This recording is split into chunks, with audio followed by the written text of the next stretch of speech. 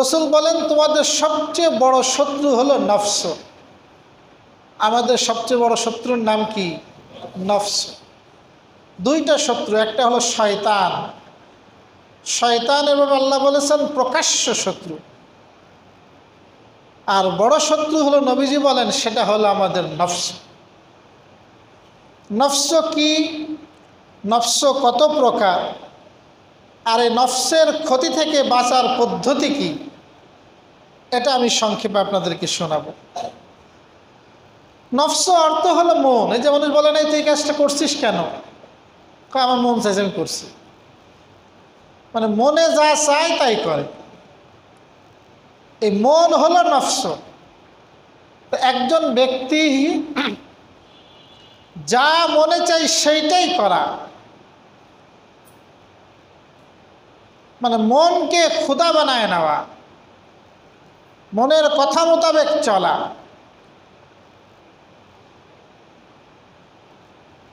এটাকে বলা হয় নফস বাংলা। আল্লাহ পাক কোরআনে কারিমে নফসের 3টা প্রকার বলেছেন। প্রথম প্রকার হলো আন-নফসুল আম্মারা, যে নফস সবসময় মন্দ কাজের আদেশ করে। নফসের কাজ হলো সবসময় মন্দ কাজের আদেশ করে। আল্লাহ পাক কোরআনে বলেন আমা উবাররিউ নাফসি ইন্নান নাফসা লাআম্মারাতুম বিসসু ইল্লা মা রহিমা রাব্বি। আল্লাহ বলেন ইন্নান নাফসা, নিশ্চয় নফস, লাআম্মারাতুম বিসসু, গুনাহের প্রতি অত্যধিক আদেশ করে, ইল্লা মা রহিমা রব্বি, তবে যদি আমার রব কারো প্রতি দয়া করে। তাহলে নফসের কাজ হলো সবসময় খারাপ কাজের আদেশ করা, মানে ওর সবসময় ফিকির একজন বান্দারে দিয়ে একটা গুনাহ করাবে। 50 বছরে নামাজ পড়ছে, নামাজ পড়তেছে, শয়তান জানে, নফস জানে এ নামাজ ছাড়বে না, এ নামাজের আশেক, নামাজ ছাড়বে না, নামাজ পড়বে। তাও নফস হয় একটু পরে যায়, এক রাকাত না বলে সমস্যা কি, তোর তাকবীরে উলাটা ছুটে যায়, তোর এক রাকাত না হলেও তো নামাজ হবে। এইভাবে যুগের পরে যুগ একজন ব্যক্তি নেক আমল করে, তারপরেও নফস তাকে ধোঁকা দেয়। সে বুড়াকেও দেয়, জোয়ানকেও দেয়, আলেমকে দাও, সাধারণ পাবলিককেও দেয়, শিশুদেরকেও দেয়। শিশুদেরটা আমরা অবহেলা করি বলে এটা দুষ্টামি করে বাদ দিই আমরা, যেহেতু এটা শরীয়তের মুকাল্লাফ না। তাহলে নফস সবসময় মানুষকে দিয়ে গুনাহ করাইতে চায়, কিন্তু আল্লাহ পাক নফসকে আবার শক্তি দিয়েছেন। এই ব্যক্তি যখন আবার অটল হয়, আমি এটা করব না, মুজাহাদা করে, তখন দেখা যায় নফস একেবারে দমন হয়ে যায়, নফস পরাজিত হয়ে যায়, তার ইচ্ছা শক্তি নফসের উপরে বিজয়ী হয়ে যায়। সাহাবায়ে কেরামের থেকে অসংখ্য ঘটনা আছে, তারা নফসের সাথে মুজাহাদা করছেন, নফসের সাথে জিহাদ করেছেন, এবং নফসের সাথে জিহাদ করে তারা জয়ী হয়েছেন। কুরআনুল কারীমের মধ্যে আল্লাহ পাক বনু নাজিরের ঘটনা আনছেন। বনু নাজির এরা ইহুদি সম্প্রদায়। নবীজির যুগে 3টা ইহুদি দল ছিল বড় বড়, বনু কাইনুকা, বনু নাজির আর বনু কুরাইজা। সূরা হাসর পড়বেন, গোটা সূরা হাসরের মধ্যে এই বনু নাজিরের গল্প, বনি নাজিরের ঘটনা। তা এরা ইহুদি ছিল, এরা রসুলের সাথে গাদ্দারি করেছিল, আল্লাহ রসুলকে হত্যার চক্রান্ত করেছিল। রসুল তাদের দুর্গে গেলে ওই দুর্গের উপর থেকে বড় পাথর ফেলে আল্লাহ রসুলকে হত্যা করার চক্রান্ত করেছিল। তাদের বহুবিধ অন্যায়ের কারণে আল্লাহ রসুল বনি নাজিরকে অবরোধ করছিলেন। তারা আত্মসমর্পণ করে এবং বনি নাজিরের সম্পদগুলো মুসলমানদের হাতে আসে। তো এই সম্পদ আল্লাহ রসুল কি করবেন? সাধারণ নিয়ম, নবীর সাহাবী যারা আছেন মুহাজির আর আনসার, তাদের মাঝে ভাগ করে দিবেন। আল্লাহ রসুল আনসারদেরকে ডাকলেন, আনসারদেরকে ডেকে বললেন, দেখো মুহাজির যারা আসছে মক্কা থেকে হিজরত করে, ওদের তো সহায় সম্পত্তি কিছুই নাই। ওরা তোমাদের যে খেজুর গাছ আছে, রসুল সাহাবীদের সাথে ভ্রাতৃত্ব বন্ধন করে দিয়েছিলেন। মুহাজির আনসার ভাই ভাই, হিন্দু মুসলিম ভাই ভাই হয় নাকি? রসুল করছিলেন মুহাজির আর আনসার ভাই ভাই। আর কি করছিলেন? যে আনসারে যাদের 10টা খেজুর গাছ আছে, ওরা 5টা খেজুর গাছ দিয়ে দিত নবীকে। আল্লাহ নবী ওই 5 খেজুর গাছের 3টা এক সাহাবীকে, 2টা আরেক সাহাবীকে দিয়ে দিতেন। এরকম অসংখ্য খেজুর গাছ, আনসারীদের খেজুর গাছ মুহাজিরদের কাছে ছিল, তারা সেই ফল খাইতো। মালিকানা আনসারদের, ফল খাইতো সাহাবী মুহাজিররা। তো নবীজি বললেন, দেখো আমার এখানে যেহেতু যে সম্পদ পাইছি, তোমাদের উভয় গ্রুপের হক আছে। তা আমার মনে চাচ্ছে তোমাদের যে খেজুর গাছগুলো মুহাজিরদের হাতে আছে, এই খেজুর গাছগুলো তোমাদের ফেরত দিয়ে দিই, তোমরা নিয়ে নাও। আর যে গনিমতের মাল পাইলাম, এই মালটা পরিপূর্ণটাই মুহাজিরদের মাঝে বন্টন করে দিই। তাহলে একদিক থেকে তোমরা তোমাদের পূর্বের মাল ফেরত পাইলা, তোমাদেরও মাল কিছু বাড়লো, আর মুহাজিরদের যেহেতু কিছুই নাই, ওদের কিছু সম্পদ হলো। রসুল আনসারদেরকে ডেকে এই প্রস্তাব দিলেন। এখন নফস কি বলবে বলেন? যুদ্ধের ময়দানে সবসময় আনসাররা সবার আগে। যুদ্ধের ময়দানে শহীদ হয়েছেন তো আনসাররা বেশি হয়েছেন। ইসলামের পিছনে আনসারদের অনেক কুরবানি। নফস তো চাবে এখন এই দাবিকে না ছাড়তে, কিন্তু সাহাবায়ে কেরাম কি বক্তব্য দিয়েছিলেন! আল্লাহু আকবার। নফস সবসময় যেটা করতে চায় অন্যায় কাজ, একজন মুমিন মুসলমানের জিম্মাদারি হলো তার সাথে জিহাদ করে তার উল্টোটা করা। নফস যেটা করবে সেইটা করা না, তার উল্টোটা করা, উল্টোটা করা। আনসারী সাহাবীরা বললেন, ইয়া রাসূলুল্লাহ, আমাদের কথা হলো আপনি যে সিদ্ধান্ত নিয়েছেন এই গনিমতের মাল শুধুমাত্র মুহাজিরদেরকে দেওয়ার, আপনি এইটাই করেন, আমরা এতে খুশি আছি। আপনি সব গনিমতের মাল মুহাজিরদেরকে দিয়ে দেন। আর আপনার কাছে আমাদের এটাও আবেদন, আমাদের যেই গাছগুলো পূর্ব থেকে আমাদের আনসারী ভাইদের কাছে আছে, ওই গাছগুলো আমাদেরকে ফেরত দিয়েন না, ওই গাছগুলো তাদের কাছেই থাকুক। সুবহানাল্লাহ। চিন্তা করতে পারেন কি ছিল তাদের মুজাহাদা। সাহাবায়ে কেরাম নফসের সাথে এরকম জিহাদ করতেন। আল্লাহ রসুলের চাদর দরকার, কাপড় নাই। এক মহিলা আসছে, আল্লাহ রসুলকে একটা চাদর হাদিয়া দিয়েছেন। আল্লাহ রসুল গায়ে চাদরটা গায়ে দিয়েছে। রসুল তো সুন্দর ছিলেন, যা গায়ে দেয় তাই সুন্দর লাগে। এখন এক সাহাবী বলতেছে, ইয়া রাসূলুল্লাহ, চাদরটা তো বড় সুন্দর, তা আমার একটু দেবেন। এবার অন্যান্য সাহাবীরা খুঁচাচ্ছে আর কানে কানে বলতেছে, তুই রসুলের কাছে চাইলি কেন? নবীজি চাইলে তো সেটা তাকে দিয়ে দেয়, তুমি জানো না রসুলের কাছে নাই? তো সাহাবী বলতেছে, তোমরা কিছু মনে করো না, আমার ইচ্ছা আমার মৃত্যুর পরে রসুলের চাদর দিয়ে আমার কাফন হবে, এই জন্য আমি এটা চেয়েছি।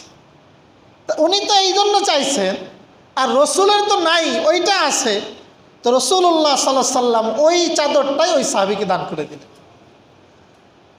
সাহাবায়ে কেরাম এমন ছিলেন, নফসের বিরুদ্ধে সবসময় জিহাদ করতেন। হযরত সুলাইমান আলাইহিস সালাতু ওয়াস সালাম একদিন ঘোড় প্রতিযোগিতা দেখতেছে, ঘোড়ার প্রতিযোগিতা যুদ্ধের জন্য কাজে লাগে, ঘোড়া দৌড়াচ্ছে, এটা দেখতেছে।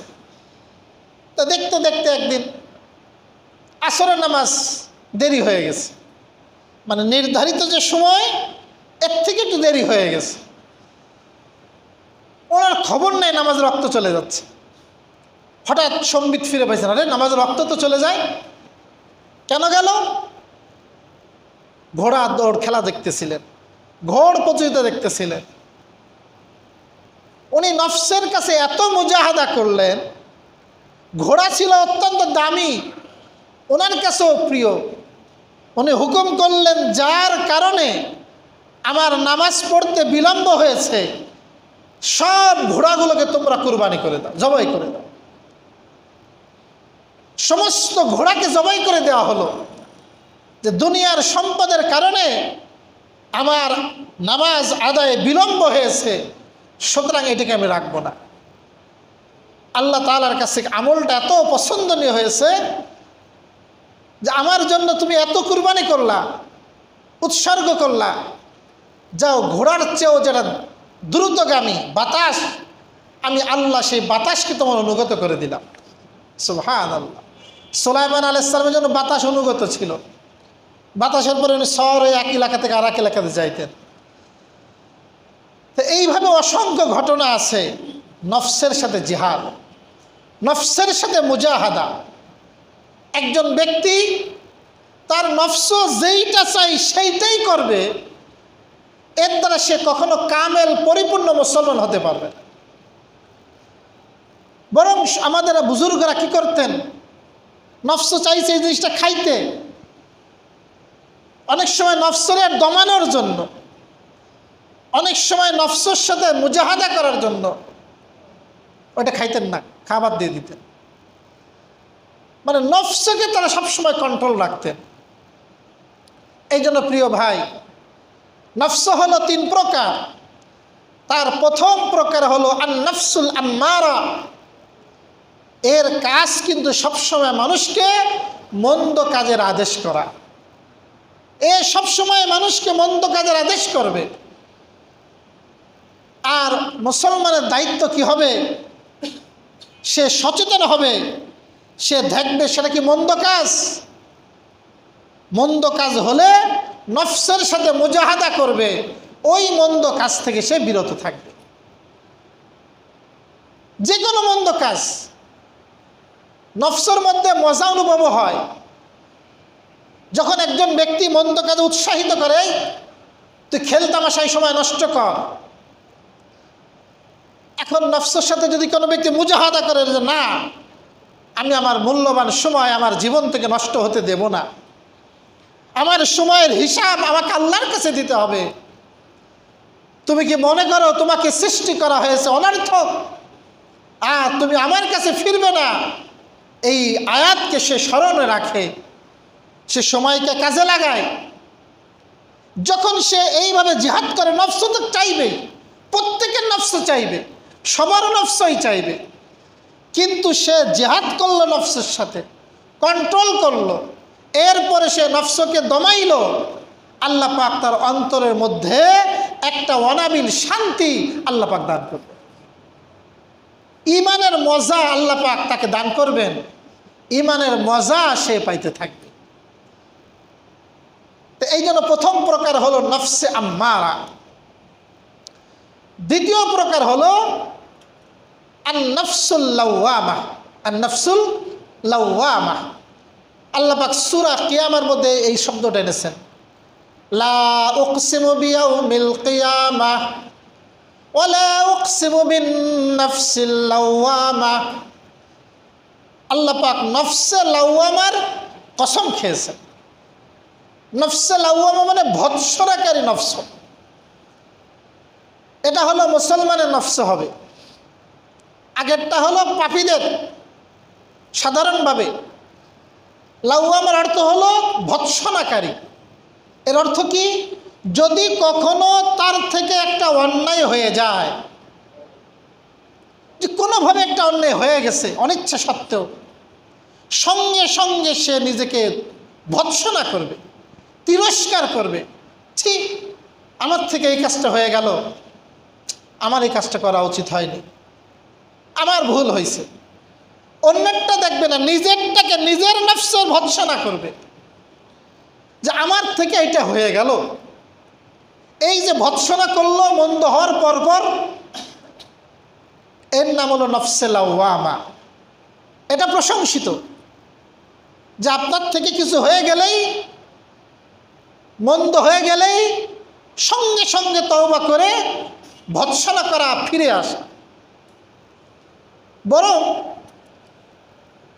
একজন ব্যক্তি প্রতিদিন 20 রাকাত নফল নামাজ পড়ে, একদিন 2 রাকাত কম পড়ছে, 10 সাফা কোরআন তেলাওয়াত করে, একদিন 1 সাফা কম পড়ছে, এই যে নেক আমলের মধ্যে একটু কম করলো।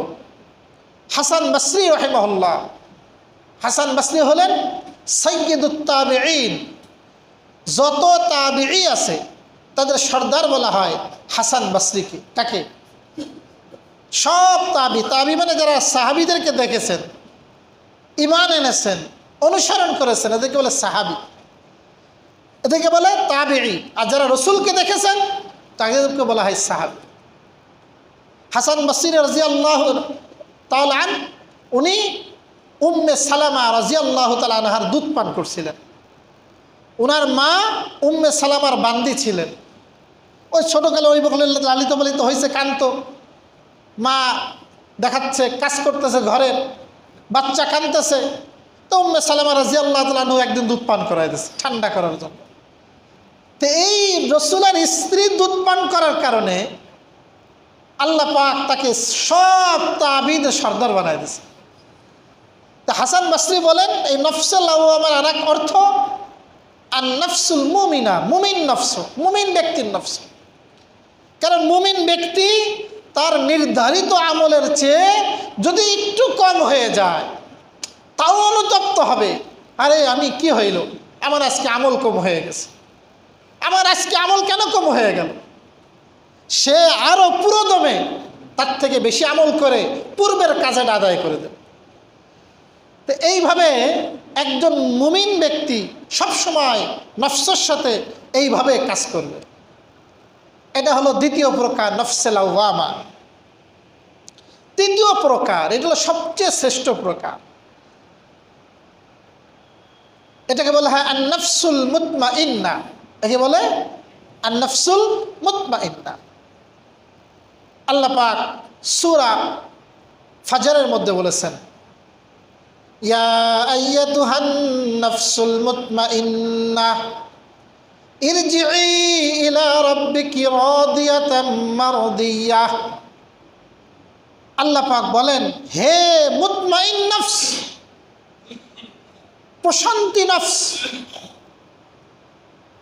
যেই নফস সবসময় আল্লাহর হুকুমের মধ্যে সীমাবদ্ধ থাকে, এটা হলো আল্লাহ ওয়ালাদের নফস।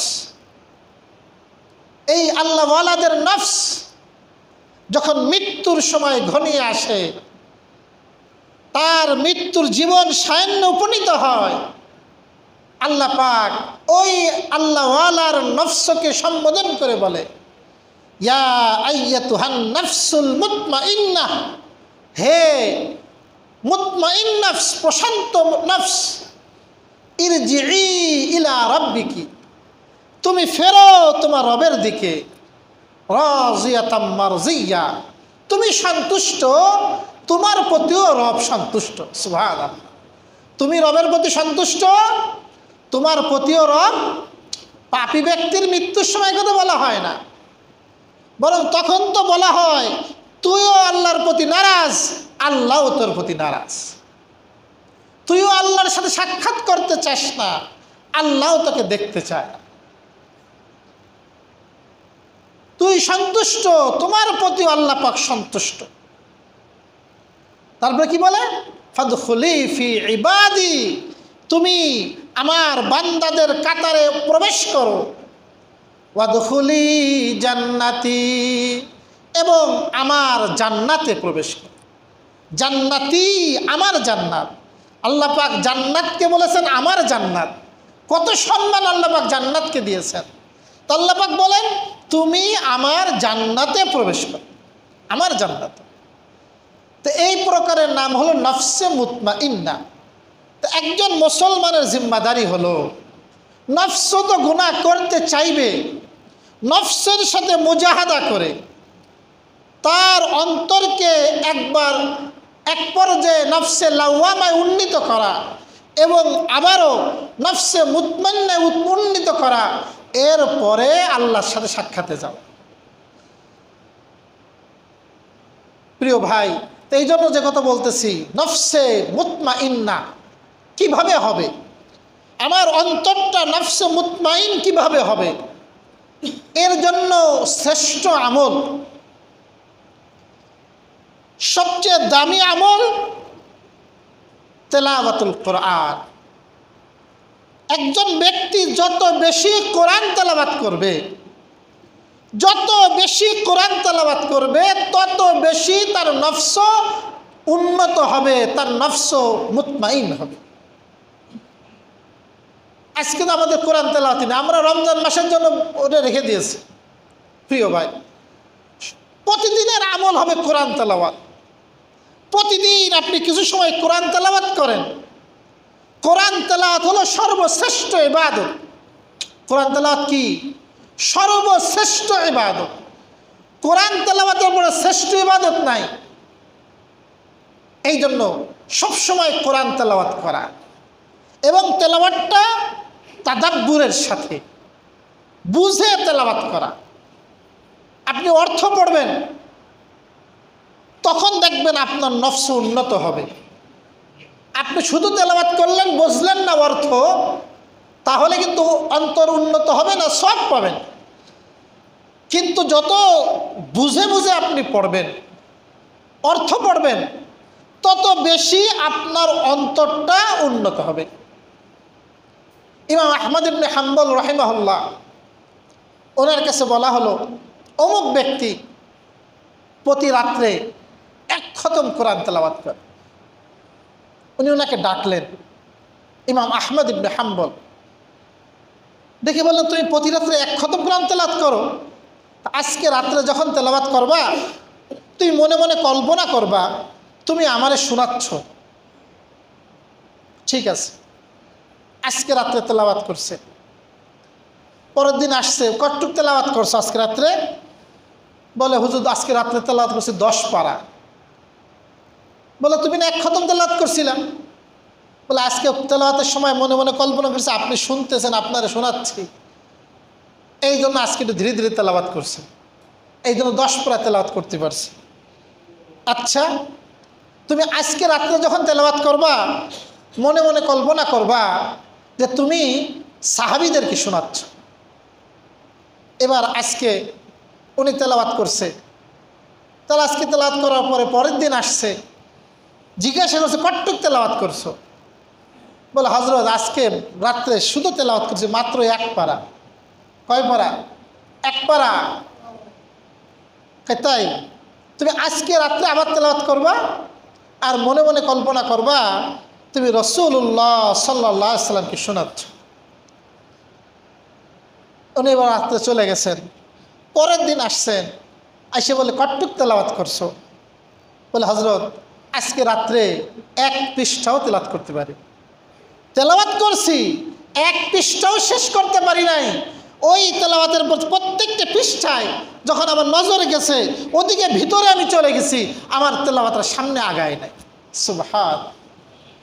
আপনি যদি কোরআনের অর্থ দেখে দেখে পড়েন, এই যে আল্লাহ পাক বলেন ইন্নাল্লাহা সামিউন বাসীর, আল্লাহ পাক সব কিছু শোনেন, সব কিছু দেখেন, আল্লাহ পাক সব বিষয়ে জ্ঞাত, সব বিষয়ে সক্ষম, সর্বশক্তিমান, তিনি কাদের, তিনি সৃষ্টিকর্তা।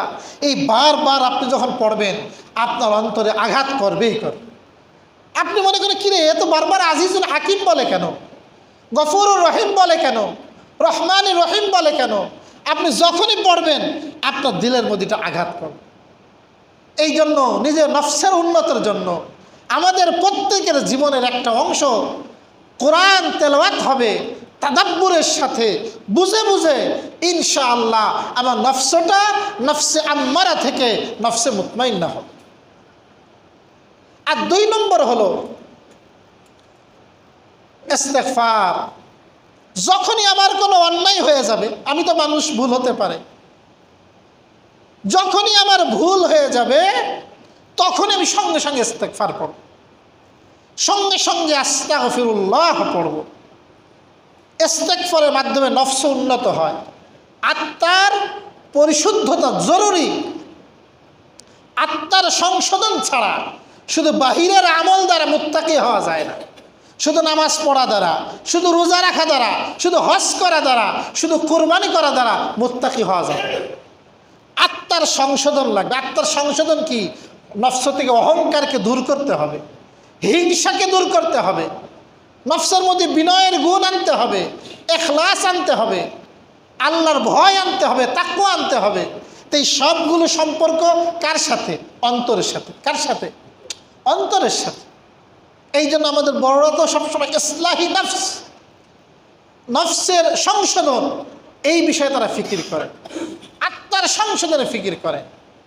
এই জন্য 2 নম্বর কাজ হলো ভুল হয়ে গেলেই ইস্তেগফার পাঠ করা, বেশি বেশি আস্তাগফিরুল্লাহ পড়া।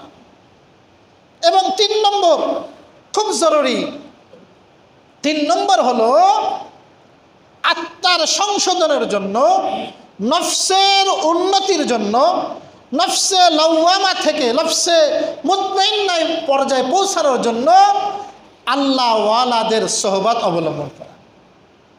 আপনি আল্লাহ ওয়ালাদের সোহবত যত বেশি গ্রহণ করবেন তত বেশি আপনার নফস পরিশুদ্ধ হবে, তত বেশি আপনি পবিত্র হবেন। আল্লাহ পাক এই সূরা ফাজরে কি বললেন শোনেন না, ফাদখুলি ফি ইবাদি ওয়াদখুলি জান্নাতি। আল্লাহ বললেন নফসে মুতমাইন্নাকে লক্ষ্য করে, তুমি আমার বান্দাদের অন্তর্ভুক্ত হও। এরপরে বললেন আমার জান্নাতে প্রবেশ করো। তাফসিরে মারিফুল কোরআন তো সবার হাতের কাছে পাওয়া যায়, বেশি দূরের তাফসির বললাম না, শুধু তাফসিরে মারিফুল কোরআনটা খুলবেন। তাফসিরে মারিফুল কোরআন খুললেই ওখানে পাবেন কি লেখছে, যে আল্লাহ পাক এখানে জান্নাতে যাওয়াকে স্থগিত করলেন, জান্নাতে যাওয়াকে মওকুফ করলেন আল্লাহর প্রিয় বান্দাদের সাথে অন্তর্ভুক্ত হওয়া। এর অর্থ হলো জান্নাতে যেতে হলে আল্লাহ তাআলার প্রিয় বান্দাদের অন্তর্ভুক্ত হতে হবে। আল্লাহর যারা প্রিয় বান্দা তাদের সঙ্গী হতে হবে, তাদের সঙ্গী হওয়া ছাড়া জান্নাতে যাওয়া যাবে। বোঝাতে পারলাম না? আল্লাহ বলেন তুমি আমার বান্দাদের অন্তর্ভুক্ত হও, বান্দাদের সাথী হও, এরপরে তুমি জান্নাতে যাও। তাহলে যারা আল্লাহ ওয়ালা, যারা আল্লাহকে পেয়েছে, আল্লাহর মোহাব্বত পেয়েছে, এদের সঙ্গী হওয়া ছাড়া জান্নাতে যাওয়া যাবে। আল্লাহ রাসূল সাল্লাল্লাহু আলাইহি সাল্লাম বলেন আল মারউ মা মান আহাব্বা, ব্যক্তি যাকে ভালোবাসবে তার সাথেই তার কিয়ামত হবে। আপনি যাদেরকে ভালোবাসবেন আপনার কিয়ামতটা তাদের সাথেই হবে। আর আপনার যাদের সাথে দুশমনি, সবসময় আদাওয়াতি আল্লাহওয়ালাদের সাথে, আল্লাহওয়ালাদের সাথে আদাওয়াতি করা, দুশমনি করা আপনার হ্যাবিট হয়ে গেছে, আপনার অভ্যাস হয়ে গেছে। এইটাই আপনার ভাল লাগে, এইটাই আপনার মনের মধ্যে তৃপ্তি, এইটাই আপনার মধ্যে মজা। তাহলে বুঝতে হবে আপনি নফসে আম্মারার খপ্পরে পড়ছেন। নফসে আম্মারা আপনাকে পিছনে পড়ে গেছেন। আপনি নফসে আম্মারা থেকে বাঁচতে হলে আল্লাহওয়ালাদের সোহবতে যেতে হবে। কুনু মা'আস সাদিকিন। আল্লাহ পাক অন্য আয়াতের মধ্যে বলেছেন তোমরা সাদিকিনদের সাথে থাকো, সত্যবাদীদের সাথে থাকো, নেককারদের সাথে থাকো, আল্লাহ ওয়ালাদের সাথে থাকো। এই জন্য প্রিয় ভাই 3 নম্বর কাজ বললাম আত্মার সংশোধনের জন্য। একটা তো বললাম কোরআন তেলাওয়াত করা, 2 নম্বর হলো ইস্তেগফার, বেশি বেশি ইস্তেগফার পড়া, আর 3 নম্বর হলো আল্লাহ ওয়ালাদের সোহবতে যাওয়া, তাদের সান্নিধ্যে যাওয়া। তাদের সান্নিধ্যে গেলে আপনার আমলের মধ্যে ব্যালেন্স আসবে, ভারসাম্য আসবে। তখন আপনি বাড়াবাড়ি ছাড়াছাড়ি এই 2টাকে বাদ দিয়ে আপনি মধ্যম পন্থা আপনি চিনতে পারবেন। আর যদি তা না হয় আপনি একটা পাবেন, আরে এইটা পাইছেন, তাহলে এইটাই তো করতে হবে। আপনি তো পূর্বে পর্বের সম্পর্ক দেখলেন না, আপনি পূর্বের পরে সম্পর্ক দেখলেন না, একটা পাইছেন আপনি লাফাই পড়লেন। এই জন্য আপনাকে আল্লাহ ওয়ালাদের সোহবতে যাওয়া। আল্লাহ সুবহানাহু ওয়া তাআলা যে কথাগুলো বলা হলো আমাদের সকলকে বুঝার আমল করার তৌফিক দান করুন। আমিন ওয়া আখিরু দাওয়ানা।